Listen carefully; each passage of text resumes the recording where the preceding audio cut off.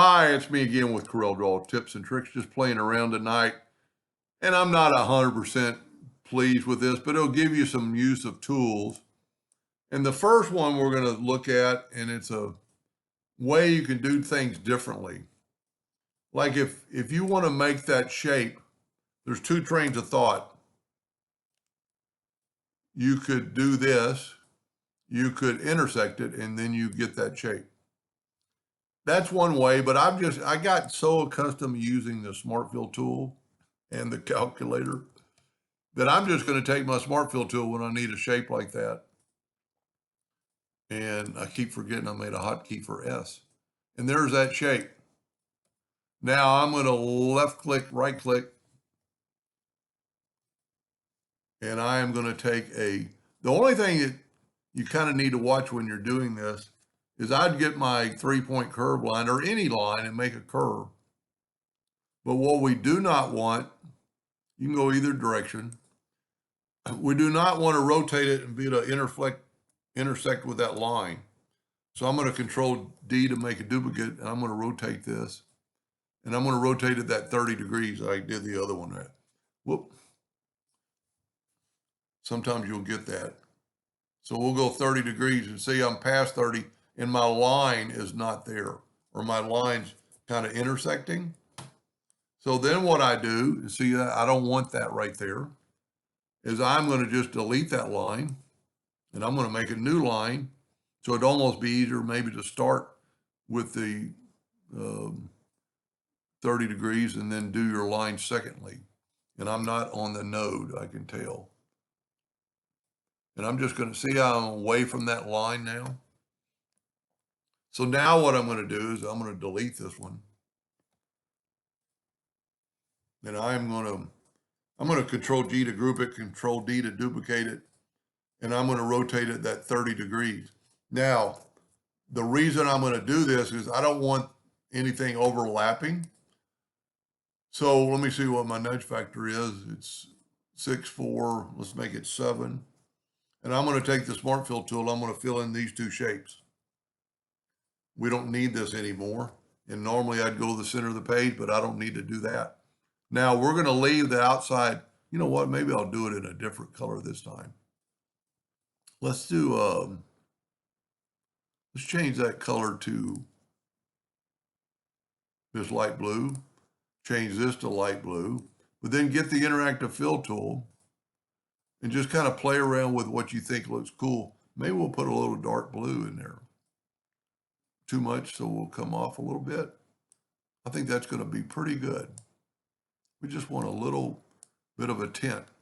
Now, before you do anything else, to kind of get this, and I didn't do a very good job of it, get this almost like a shiny object or like it's reflecting. So get your 3-point curve line and just make you a curved line in there. And you can move it later. Let's make it a 4 points. Yeah, maybe I made the other one too thick. Let's make it, that's going to be too thick. And just remember, if nothing's listed, you can type in 6 and it'll make it 6. Now I've already drawn it with rounded corners, and I hit F12 and set that as my default. Rounded corners is right there, called rounded end caps. I'm going to go to arrange, and I could do it without doing this, but I like convert it to an object, left click and right click and then white, or right click and have no outline. So I filled it with white. I could have done that with a white line, but it seems to work better sometimes. Now I'm going to go to object, blur, and Gaussian blur. It might not look as good on this because of the fact that it's that pale. And see, I just don't like it. It's not going to stand out. Tell you what, let's say that's good. Let's see if we can change the color of this. There we go. Now I don't like the shape of my line, so I can rotate a little bit, maybe get it closer to the edge.